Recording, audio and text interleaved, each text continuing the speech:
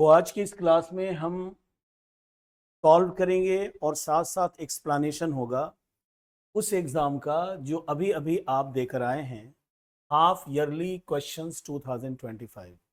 इसके बाद एक एग्ज़ाम और होगा, वो एग्ज़ाम शायद सेंटअप का हो। ठीक है, एक्चुअली किसी भी सब्जेक्ट का पढ़ना अलग बात है और उस सब्जेक्ट पर कमांड होना अलग बात है। पढ़ना अलग है और सब्जेक्ट पर कमांड होना दो अलग अलग चीज़ें हैं। और किसी भी सब्जेक्ट पर कमांड होने के लिए उस सब्जेक्ट पर प्रैक्टिस होना ज़रूरी है। तो जब आप क्वेश्चन सॉल्व करते हैं और सॉल्व के बाद टीचर एक्सप्लेन करता है तो फिर बातें और डिटेल में समझ में आती हैं और फिर जो क्लैरिटी होगी वो भूलने वाली नहीं होगी। तो आज के इस सेशन को हम ज़्यादा फ्रूटफुल बनाएंगे इस अर्थ में कि हम क्वेश्चन का आंसर भी आपसे पूछेंगे और फिर उसका आंसर बताएंगे और लास्ट में हम ये बताएंगे कि आंसर क्यों हुआ। तो वो लोग जिनका क्लासेस छूट गए हैं या जो प्रैक्टिस में नहीं है वो फिर से प्रैक्टिस में चले आएंगे। So let us start the session. ये क्वेश्चन है आपका हाफ अर्ली एग्जामिनेशंस और ये क्वेश्चन जैसा आपको पहले पता है कि ये आप देख रहे हैं कि आईएससी, आईकॉम, आईए, ठीक है, सिलेबस तीनों का सेम होता है, लेकिन क्वेश्चन जब एग्जाम्स होते हैं उस दिन क्वेश्चन पेपर अलग होगा लेकिन सिलेबस सेम होता है। तो ये क्वेश्चन है पहला, ठीक है, रेडी। क्वेश्चन कहता है कि I blank space him since we met last year. I blank space him since we met last year. We have four options, चार ऑप्शंस हैं, have not seen, don't see, didn't see और hasn't see. What should be the correct answer? सही answer क्या होगा? A, haven't seen. This is the correct answer. लेकिन अब ये सवाल है कि ऐसा क्यों हुआ, ठीक है। अब इसे दो तरह से समझेंगे। हमने कहा कि पहले भी कहा था कि एक साधे सब सधे, सब साधे सब जाए। जब एक चीज पर कमांड कर लेते हैं तो उस पर आधारित जितने क्वेश्चंस होते हैं सबके सब सॉल्व होते हैं। तो इसे दो तरह से समझ लें।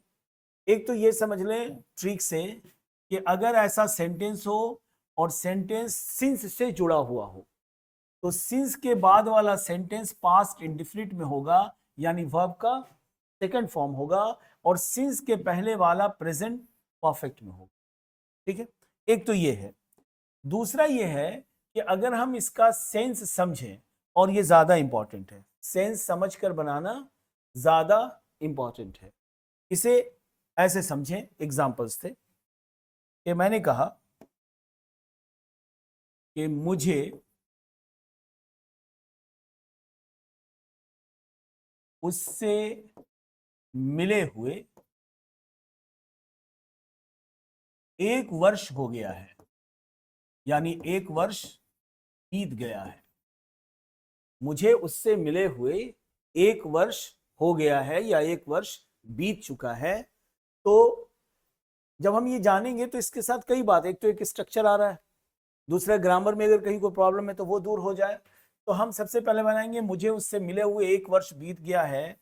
तो हम बनाएंगे पहले कि 1 वर्ष बीत गया है, 1 year has passed, 1 year has passed। जब से मैं मिला उससे, तब से, तो सिंस आई मेट हिम। अब आप देखिए कि 1 year हैज पास्ट, ये कौन सा टेंस है? प्रेजेंट परफेक्ट है। और सिंस के बाद वाला कौन सा टेंस है? पास्ट इंडेफिनिट है, ठीक है। तो अगर टेक्निक की बात करें तो सिंस के पहले जो सेंटेंस आएगा that will be in present perfect, और उसके बाद जो आएगा वो पास्ट इंडेफिनिट। फॉर एग्जांपल, मुझे राम से मिले हुए 5 साल हो गए हैं। मुझे राम से मिले हुए 5 साल हो गए हैं, तो कैसे बनाएंगे? 5 years have passed since I met Ram. तो टेक्निक की बात करें तो सिंस के पहले प्रेजेंट परफेक्ट, सिंस के बाद पास्ट इंडेफिनिट। तो यहां भी आप देख लें कि I have not seen him since we met last year.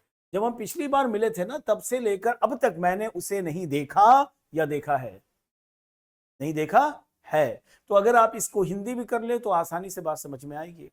अब जो मुझे देख रहे हैं वो जो स्ट्रक्चर इसके बाद मैंने लिखा था इस पेज के बाद वो जरूर उतार लें और उस पर आप प्रैक्टिस करें 2-4 सेंटेंस कंस्ट्रक्ट करने की, बनाने की। आगे बढ़ते हैं, कहीं कोई डाउट नहीं है। Question number 2। अब ये क्वेश्चन नंबर 2 है, he works hard blank space he may pass the examination. He works hard, वो कठिन परिश्रम करता है, ही मे पास द एग्जामिनेशन, तो he works hard so that, he works hard in order, he works hard because, he works hard although he may pass. The correct answer is so that. आपको हमने बताया था टाइम एंड टेंस में कि अगर so that आया है sentence में, सो दैट आएगा तो दूसरे तरफ हमेशा मे का प्रयोग होगा, बताया था। अगर सो दैट आएगा तो मे का प्रयोग होगा। जब मैं ये बता रहा हूं तो एक बात और भी आपको समझ में आ गई कि अगर मे आया है तो सो दैट होगा, सिंपल है।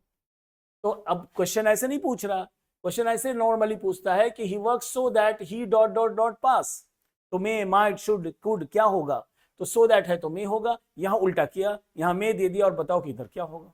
तो he works so hard that he may pass the examination, यानी वो इतना कठिन परिश्रम करता है ताकि वो एग्जाम पास कर सके।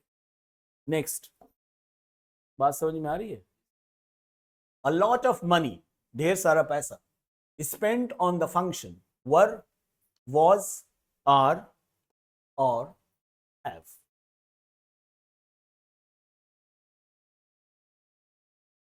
a lot of money, ढेर सारा पैसा, was spent, were spent, are spent or have spent on the function। spend मतलब खर्च करना और spend का थर्ड फॉर्म है spent, और ये है पास्ट इंडेफिनिट का पैसिव वॉइस, पास्ट इंडेफिनिट का पैसिव वॉइस। और क्वेश्चन संबंधित है सब्जेक्ट वर्ब एग्रीमेंट से, क्वेश्चन संबंधित है सब्जेक्ट वर्ब एग्रीमेंट से। a lot of money were spent, was spent, are spent, have। क्या लगेगा? अब ज्यादातर बच्चे ये गलती करेंगे कि a lot of का मतलब बहुत है, इसलिए वर का प्रयोग होना चाहिए, चूंकि बहुत है यानी वो प्लूरल है। लेकिन देखना पड़ेगा कि बहुत किसके लिए इस्तेमाल हुआ है। फॉर एग्जाम्पल, बहुत सारा दूध गिर गए हैं कि गिर गया है, बहुत सारा पानी बह गया है, बह गए हैं, बह गया है। बहुत सारा पैसा खर्च हो गया या हो गए, सोचिए। बहुत सारी किताबें, किताबें चोरी हो गई हैं, चोरी हो गया है, हो गई हैं, किताबों की बात चल रही है।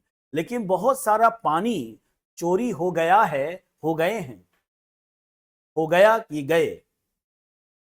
ढेर सारा पानी, ढेर सारा दूध बह गया, बह गए, बह गया ढेर सारा दूध। मैं टेक्निकली बताऊं तो बड़ा आसान है समझना, लेकिन मैं समझ रहा हूं कि आंसर आपके अंदर से है। फॉर एग्जाम्पल, कि अलॉट ऑफ मन, अलॉट ऑफ के बाद अगर काउंटेबल नाउन आ जाए, अलॉट ऑफ बुक्स तो आर, अलॉट ऑफ गर्ल्स तो आर, अलॉट ऑफ बैग्स तो आर, अलॉट ऑफ चिल्ड्रन तो आर, लेकिन अलॉट ऑफ वाटर तो इज, अलॉट ऑफ मिल्क तो इज, अलॉट ऑफ गोल्ड तो इज, तो अलॉट ऑफ मनी तो वॉज, सिंगुलर। अब मनी जो है ना वो अनकाउंटेबल नाउन। अब बोले सर मनी अनकाउंटेबल नाउन कैसे, हम तो गिनते हैं। एक्चुअली आप पैसे को गिनते ही नहीं, आप तो करेंसी को गिनते हैं, आप नोट को गिनते हैं। वो जो पैसा है उसके अंदर छुपा हुआ है, एक्चुअली वो तो कागज है। समझ में आ रही बात? तो मनी अनकाउंटेबल नाउन है और इसके साथ वर्ड जो लगेगा हमेशा वो सिंगुलर लगेगा। तो अ lot of money was spent on the function. Clear? अगर होता कि अ lot of books, a lot of books were about की वॉज अबाउट, वर होगा। ये क्वेश्चन है सब्जेक्ट वर्ब एग्रीमेंट का। ठीक है, क्वेश्चन प्रश्न कोई आए, कोई डाउट्स आए तो जरूर आप पूछें। Choose the correct indirect speech of, कह रहा है कि ये क्वेश्चन है जो डायरेक्ट स्पीच का है और 4 इसका इनडायरेक्ट बना है। आपको चूज करना है कि इनमें से कौन सा इनडायरेक्ट स्पीच सही है। He asked me, why did you come late? He asked me, why did you come late? Reporting verb past में है, बोलिए है कि नहीं? रिपोर्टिंग वर्ब पास्ट में है और रिपोर्टेड स्पीच का जो सेंटेंस है वो है इंट्रोगेटिव सेंटेंस WH क्वेश्चन. तो he asked me why I had come late, he asked me why had I come late, he asked me why did I come late, he asked me why I came late. ए होगा, ठीक है, ए is the correct answer. लेकिन ए क्यों होगा, थोड़ी इसकी बात करें, और बी क्यों नहीं होगा. कह रहा है व्हाई आई हैड केम. पहले तो ये समझ लें कि डिड यू कम है तो पास्ट परफेक्ट होगा, क्योंकि वो पास्ट इंडेफिनिट है, तो ये हो जाएगा पास्ट परफेक्ट. और पास्ट परफेक्ट ये नहीं है, ये नहीं है, तो दो एलिमिनेट हो गए. अब बचा हमारे पास दो, एक है वाई आई हैड और एक है वाई हैड आई. ठीक है, तो यहां जब हम कहते हैं कि उसने मुझसे कहा कि तुम क्यों लेट आए, तो जब इसने कहा था तो क्वेश्चन था, लेकिन जब हम इनडायरेक्ट बनाएंगे तो अब ये आंसर होगा. तो हमने आपको कहा था ना कि की क्या बराबर जो, और जो का मतलब व्हाट, और व्हाट का मतलब जो तब होगा जब उसके बाद सब्जेक्ट आएगा, ऑक्सिलरी नहीं आ सकता. तो यहां पर सब्जेक्ट आ गया ये वाला, तो this is the correct answer. Clear? Moving ahead, we go to the next question. Question number 5 that is now on the screen. She to school every day. Question is related to tense. She blank space to school every day go.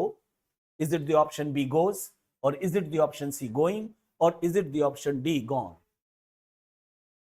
The correct answer is B goes. वो प्रतिदिन school जाती है. No confusion. चेहरे पर मुस्कान का होना जरूरी है, उससे मैसेज ये जाता है कि आपको बात समझ में आ रही है. 6 ये एक स्ट्रक्चर है, और ये स्ट्रक्चर मैंने आपको इंडियन सिविलाइजेशन एंड कल्चर में बताया था कि the mind is a restless bird, the more it gets the more it wants. उस पर आधारित ये क्वेश्चन है. और जैसे मैंने ये कहा, आपका आंसर आ गया होगा. The more he earns the he spends. The more he earns, the he spends. Much he spends, less he spends, more he spends, little he spends.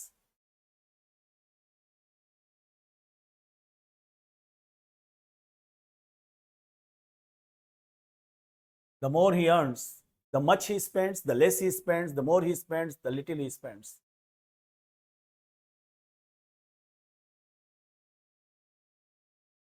बात समझ में आ रही है?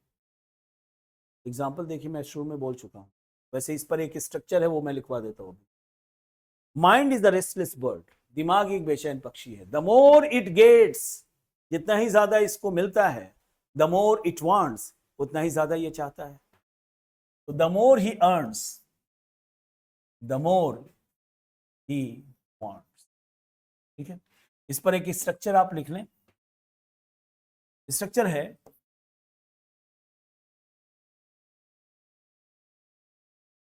The more he reads,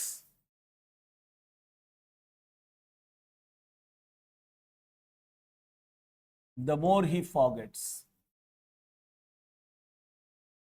The more he reads, the more he forgets.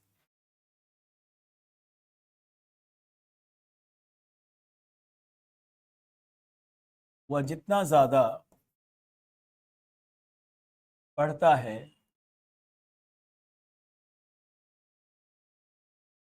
उतना ही ज्यादा भूलता है. यहां आपको बात क्या याद रखनी है? आपको बात यह याद रखनी है कि ऐसे स्ट्रक्चर में कंपैरेटिव डिग्री का प्रयोग होता है, द मोर द मोर. ठीक है, और दूसरी बात कि ऐसे कंपैरेटिव डिग्री में दी का प्रयोग होता है, नॉर्मली द का प्रयोग नहीं होता. जैसे अगर कहना है कि मैं तुमसे ज्यादा राम को चाहता हूं, तो I love you more than, I love Ram more than you. तो मोर के पहले दी का प्रयोग नॉर्मली नहीं होता, लेकिन ऐसे स्ट्रक्चर में कंपैरेटिव डिग्री के पहले भी द का प्रयोग होता है. The more he reads the more he wants, the more he reads the more he forgets. जितना ही ज्यादा वो कमाता है, उतना ही ज्यादा वो चाहता है. बनाइए बोलकर. The more he earns, the more he wants, the more he earns, the more he wants. जितना मैं कोशिश करता हूं, उतना ही ज्यादा मैं असफल हो जाता हूं. The more I try, the more I fail, the more I try, the more I fail. ये सब स्ट्रक्चर आपके जबान पर होना चाहिए अगर आपको लाइफ में स्पोकन करना है, यानी स्पोकन इंग्लिश करना। द मोर ही अर्न्स, जितना ही ज्यादा वो कमाता है, द मोर ही स्पेंड्स, उतना ही ज्यादा वो खर्च करता है। Moving ahead, we go to the question number 7। He is so weak he cannot walk blank space 5 minutes. ये याद होगा आपको, period of time, point of time, tense के क्लास में 5वें दिन मैंने आपको ये पढ़ाया था, याद आ रहा है? इसमें आपको सिंस और फॉर का प्रयोग करना है। ही सो वीक, वो इतना कमजोर है कि वो 5 मिनट भी टहल नहीं सकता, चल नहीं सकता। तो क्या होगा आंसर? B, for. बहुत ही आसान है, तो इस पर विदाउट वेस्टिंग टाइम हम लोग तुरंत आगे बढ़ जाएंगे। And next question is question number 8। Choose the correct voice of they are watching a movie. They are watching a movie, ये सेंटेंस किस टेंस का है? सेंटेंस किस टेंस का है? Present continuous. They are watching a movie, और इसका passive क्या होगा? A movie is watched by them, a movie is being watched, a movie was watched, movie has been watched. What should be the correct answer? B, बिल्कुल आसान है, इसमें time लेने की जरूरत क्या था? ठीक है, next question number 9। Choose the correct synonym of rapid. अब ये कुछ ऐसी चीजें हैं जो आपके +2 के एग्जाम में 1 या 2 क्वेश्चन आएंगे, सिनोनिम्स और एंटोनिम्स को। लेकिन जैसे ही +2 से बाहर निकलेंगे आप, air force, navy, NDA, SSC, LDC, UDC, bank PO, bank clerk, किसी भी एग्जाम की तैयारी करेंगे, वहां पर a lot of words are asked, a lot of questions based on synonyms and antonyms are asked. उसके लिए बहुत जरूरी है। तो choose the correct synonym of rapid. Rapid का मतलब होता है तेज। आपने सुना होगा रैपिड फायर राउंड, तेजी से क्वेश्चन पूछा जाएगा और तेजी से जवाब दिया जाएगा। तो सिनोनिम का मतलब होता है पर्यायवाची शब्द, एक जैसे शब्द, ऑलमोस्ट सिमिलर वर्ड्स। तो choose the correct synonym of rapid. Rapid का स्लो होगा, क्विक होगा, लेजी होगा, क्वाइट होगा, क्विक होगा। तो रैपिड का मतलब होता है तेज और क्विक का मतलब होता भी है तेज। ये है आपका synonym. Next, neither Ramesh nor Suresh, ये हम लोग पढ़ चुके हैं सब्जेक्ट वर्ब एग्रीमेंट में। Neither Ramesh nor Suresh are present, is present, were present, be present. Answer होगा बी, इज प्रेजेंट। बिल्कुल आसान है, और हमने कहा था सब्जेक्ट वर्ब एग्रीमेंट में कि if you understand the sense of the question you will get the answer automatically. नहीं, अगर आप उसका हिंदी समझ ले तो बहुत आसानी से आप क्वेश्चन सॉल्व कर सकते हैं। एग्जाम्पल देख लीजिए, ना तो रमेश ना ही सुरेश उपस्थित है या हैं, है मतलब विदाउट अनुस्वार वाला, आंसर होगा is. Next, I don't know he is coming, मुझे नहीं पता, as he is coming, whether he is coming, what he is coming, because he is coming. I don't know, मुझे नहीं पता, मुझे नहीं पता।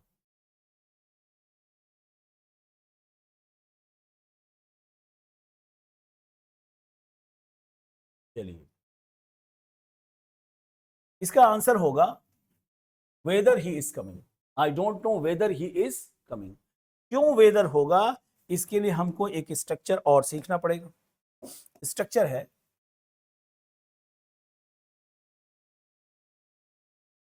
मुझे नहीं पता कि वह खेल रहा है।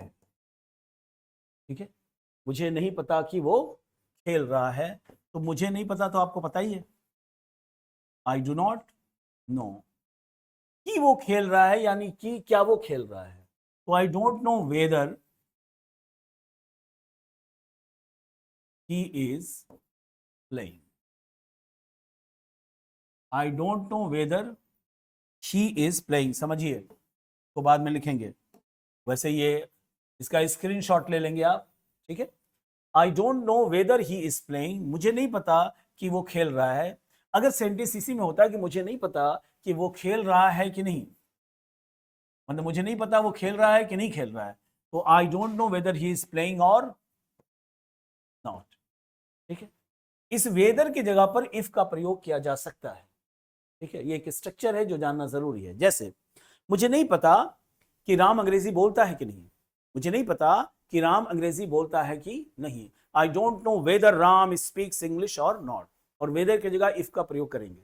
इसे समझने के लिए आप समझिए कि जब मैंने आपको नरेशन बताया था, नरेशन में यस नो क्वेश्चन का जब नरेशन बनाया था तो उसमें इफ और वेदर का प्रयोग हो रहा था। तो चलिए जरा उसको देख लेते हैं कि क्या था।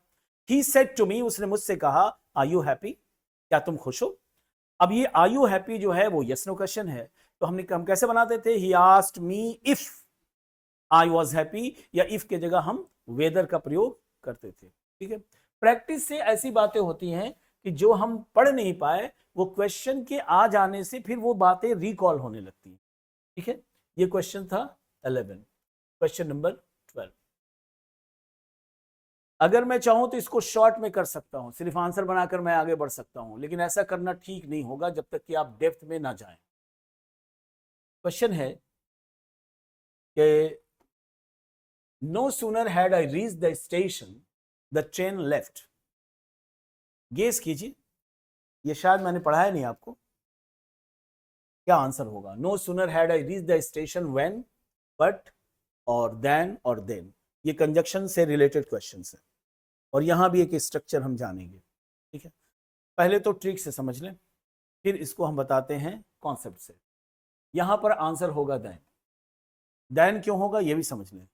ये सून का कंपैरेटिव डिग्री सूनर है, तो बेटर देन होता है, बेटर बट होता है, बेटर एंड होता है, बेटर देन होता है, हायर देन होता है, हायर फ्रॉम, हायर क्या होगा, हायर देन, टॉलर देन, मतलब कंपैरेटिव डिग्री में देन का प्रयोग करते हैं।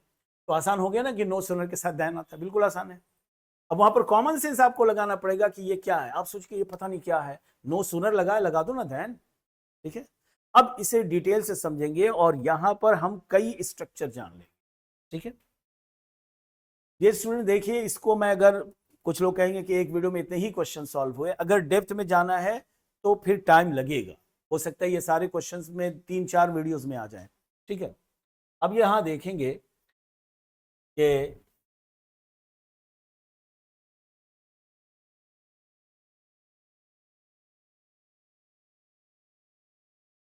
ज्यों ही मैं आया वह चली गई।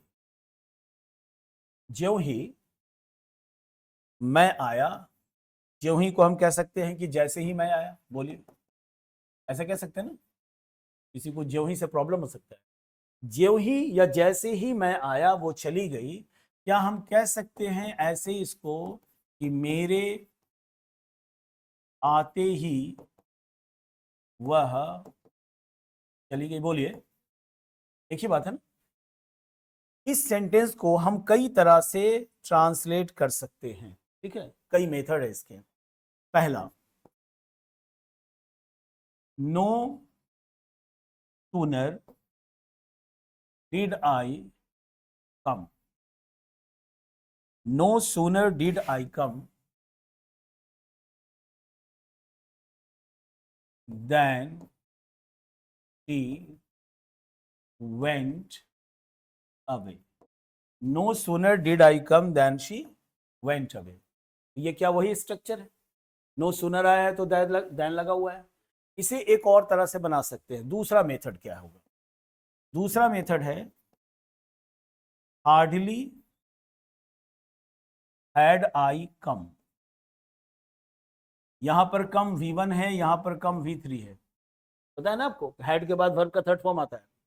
तो अगर कोई और होता तो गो का होता, गॉन हो जाता है ना, लेकिन चेहरा एक लग रहा है, लेकिन ये थर्ड फॉर्म है। Hardly had I come when she went away. और इसका एक तीसरा मेथड है, वो क्या होगा, स्कार्सली हैड आई कम, यहां भी वर्ब अपने थर्ड फॉर्म में है, व्हेन बाकी चीजें सेम होंगी, बोलिए, व्हेन शी वेंट अवे। ठीक है, ध्यान से समझेंगे, एक साथ कई चीजें आप सीख रहे हो। एक तो ये समझना है कि अगर सेंटेंस के एक पार्ट में नो सूनर आ जाए तो दूसरी तरफ देन का प्रयोग होगा। दूसरा ये समझना है कि हार्डली हैड आ जाए तो दूसरी तरफ वेन का प्रयोग होगा। तीसरा ये समझना है कि स्कार्सली हैड आ जाए तो दूसरी तरफ वेन का प्रयोग होता है। यानी no sooner is followed by then और hardly had is followed by when और scarcely had is followed by when, ये दोनों के साथ व्हेन और इसके साथ देन। एक तो ये समझ में आ गई बात। दूसरी बात जो कंपटीशन के लिए जरूरी है वो ये कि नो सूनर हो, हार्डली हो या स्कार्सली हो और सेंटेंस के शुरू में हो। नो सूनर हो, हार्डली हो, स्कार्सली हो और सेंटेंस के शुरू में हो, तो इसके बाद ऑक्सिलरी आना मस्ट है। देख लीजिए, नो सूनर डिड, अगर आप कह दें नो सूनर आई तो गलत होगा। हार्डली हैड, अगर कह दें हार्डली आई हैड तो गलत होगा। स्कार्सली हैड, अगर आप कहें स्कार्सली आई हैड तो गलत होगा। तो दो बातें समझ में आ गई क्या? नो सूनर के साथ देन, हार्डली के साथ व्हेन, स्कार्सली के साथ व्हेन, और नो सूनर, स्कार्सली या हार्डली से अगर किसी सेंटेंस की शुरुआत हो तो हम उसके बाद लगाएंगे ऑक्सिलरी। अब हार्डली किस टेंस में बनता है? पास्ट परफेक्ट में। स्कार्सली किस टेंस में है? पास्ट परफेक्ट में। ये किस टेंस में है? पास्ट इंडेफिनिट में। तो ये पास्ट परफेक्ट में है तो यहां कौन सा वर्ब आएगा? ठीक, उसके जाते ही राम ने मुझे बताया, मतलब सीता के जाते ही राम ने मुझे बताया। अगर हम यहां बनाएंगे तो हार्डली हैड सीता, गो का थर्ड फॉर्म गॉन होगा। तो मैं ये इस पर इसलिए जोर दे रहा हूं कि कम यहां भी है, कम यहां भी है, कम यहां भी है। इसका शक्ल, इसकी रूप, इसका रूप जो है वो तो एक है, लेकिन यहां पर V1 है चूंकि डिड के बाद वर्ब का फर्स्ट फॉर्म आता है। ये V3 है यानी हैड के बाद यहां पर वर्ब का थर्ड फॉर्म। तो कहां पर हम थे? यहां पर no sooner had I reach the station. अब यहां पर हैड का प्रयोग हुआ है, स्कार्सली हैड भी हो सकता है। अब यहां पर नो सूनर की वजह से हमने क्या लगाया? देन। नेक्स्ट, इसमें कितने क्वेश्चंस हैं? 15 तक क्वेश्चन। चलिए 3 क्वेश्चन और लेंगे, उसके बाद ये क्लास यहां समाप्त होगा और फिर 15 के बाद 16 से नेक्स्ट वीडियो में हम मिलेंगे। 13 क्या है? If I you I would not have made that mistake. ये कंडीशनल सेंटेंस है। यदि मैं तुम्हारी जगह होता तो मैं वो गलती नहीं किया होता, मैंने वो गलती नहीं की होती। If I you, if I was you, if I were you, if I am, if I had been. बहुत अच्छा। मैं डर रहा था कि कहीं आप क्या ना लगा दो, तुम कहीं वर ना लगा दो। क्यों ऐसा होगा? ये कंडीशनल सेंटेंस नंबर 3 है। अब देखिए, हमने कहा था कि वुड हो, हैव हो, वर्ब का थर्ड फॉर्म हो, तो इधर हैड बीन का प्रयोग होता है, याद है? यदि मैं आगरा गया होता तो मैंने ताजमहल देखा होता। If I had gone to Agra I would have seen the Taj Mahal. कोई भी ऐसा क्वेश्चन नहीं आया जो मैंने नहीं पढ़ाया हो। जो प्रैक्टिस की बातें अलग होती हैं। 14, he spoke so softly, वो इतना मुलायम से, इतना आहिस्ता बोला, that I could hear him, कि I could hardly hear him, I could nearly hear him, I could hard, I could barely. यहां भी बात थोड़ी समझनी है, ठीक है? देखिए क्या है।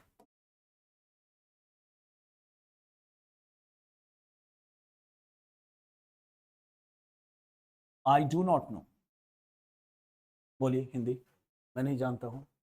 इसको आप कह सकते हैं आई हार्डली नो, इसका भी मतलब मैं नहीं जानता हूं। और आप इसको ऐसे भी कह सकते हैं हार्डली डू आई नो, और तीनों का मतलब होगा मुझे नहीं मालूम, मुझे नहीं पता, यानी मैं नहीं जानता। अब ये क्वेश्चन की कृपा है जिससे आपको ये नई नई चीजें समझ में आ रही हैं। अब मैंने इसको पढ़ाया नहीं, जैसे क्वेश्चन है बोले ये भी बच्चे को पढ़ा दो। तो आई डू नॉट नो तो सबको पता है। आई हार्डली नो का मतलब भी मैं नहीं जानता हूं। हार्डली डू आई नो का मतलब मैं नहीं जानता हूं। लेकिन तीनों में डिफरेंस है, किसी और क्लास में बताएंगे, हल्का सा अभी जान लें। आई डू नॉट नो का मतलब मैं नहीं जानता हूं, मतलब नहीं जानता, जीरो। आई हार्डली नो का मतलब थोड़ा बहुत जानते हैं, हाँ नहीं नहीं जानते सर। पीडीएफ में चेंज कर दो क्या? ये 2 बार किए, नहीं जानते सर, नहीं जानते, मतलब जानते तो हैं लेकिन वो जानना ना जानने के बराबर है। तो आई हार्डली नो होगा, ठीक है? यहां देखिए, ही स्पोक सो सॉफ्टली, इतना धीरे से उसने बात की, बोला कि मैं उसे सुन ही ना सका। आई कुड हार्डली हियर हिम, मैं उसे सुन ना सका। सुन ना सका का मतलब सुनाई पड़ी थी थोड़ी बहुत, ये तो लग रहा था ना कि कुछ बोल रहा है। तो ये नहीं कहेंगे कि आई डिड नॉट हियर, ये नहीं कह रहे हैं, कह रहे हैं कि आई कुड हार्डली हियर, सुन तो सकता था लेकिन वो सुनाई नहीं पड़ा। भाई पता नहीं क्या बोल रहा था, कुछ बोल रहा था लेकिन। Clear? Next 15, choose the correct active voice of the letter was written. ये एक्टिव वॉइस बनाना है।